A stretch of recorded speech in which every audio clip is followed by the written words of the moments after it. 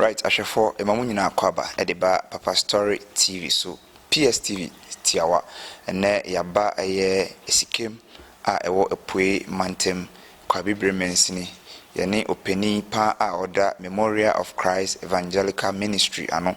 ebedi nkomo of openi pa a friend say Pastor Eric Corte eba bedi nkomo ede ahwe ene gay ene lesbian ade bia ete akese ewo oman Ghana mu amampenifo ni bi bi mu kirima kampenifo ni gintum ebi mu so kirima mema won gintum ene e ba bere so ensusuanso bi wo ho a simpenifo gitum a ebetumi ede abre oman Ghana ana me ase enyanam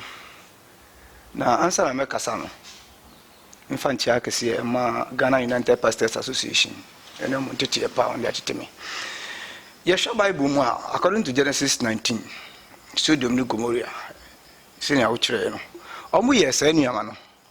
ama onyankopon ebufu eba omo so ma nyankopon se o mapemfo ne mbofra motafo nyina onyankopon de won frae menyi ni se samre no na apemfo ne se mbofra no omu yesa gay ne lesbian ni bi but onyankopon esane ne bufu no wode ba won nyina so o se won se asase mpo ano won teso na asase no esi ne obi antimi emfa nya hwe enti se o man atisei ye hwe nie onyankopon aye oman bi atwam aye abakosem a eda ho na se yenso ye beji se ade na tumu a papa na se ya etuje ya o hwa Genesis Exodus chapter 20 I think 13 Bible ka say obarima kura ne obarima eda onkum o mienu nyina efi se wa ya achiwade kese nti se Bible aka nsem se atowa maye na oberema wo so be fa berema na se ne Bible kan ne me de ka no nko a se ne omo ne oman ne kura atwe no ye be di Bible mra no so o se oberema ne oberema da yenkum o mo ankasa moja be gu o matifi ana so ba ne oba da yenkum o no moja ngu o matifi enti ka nko nge ni Bible mra no so so ne oman ne be twe ne tanya ye chi wo ne de onko ne akọ si o mabo ana se akọ fire o mu bullet na ye nse na oni ehun ama youth a edi a echire no pemu yi mu ya de bia Ghana ha ekoso yi pa nti na nso yebedi nkomo kakra na ebisan se so wo se saatete ade a eno bi koware ne ba ase we do ya igbeni we ekroboni we akrapim ni we fantini ntimi man ware no ene nso ye ne bedi nkomo na ebisan so Bible mu no onsunsuan so boni bi ewo emu ana o hwe Bible mu dia onyankopon ka se oboba ene be ma wole sunu ni se so obobia pe Osha yen color and I different. Obruni color and a bibinin color. Color ne pe and a sayen. Na so wonyankopon wani so de yenya e baako. Na ba asase so a enipa binum su ama eyimu aba ewiase. Obitimi ka se me fie de me mpese me babe wale koroboni.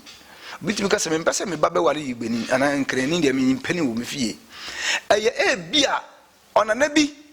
ani ebi asan ana oni na nsan yi ana oni na nantie ma ayaw no wonimu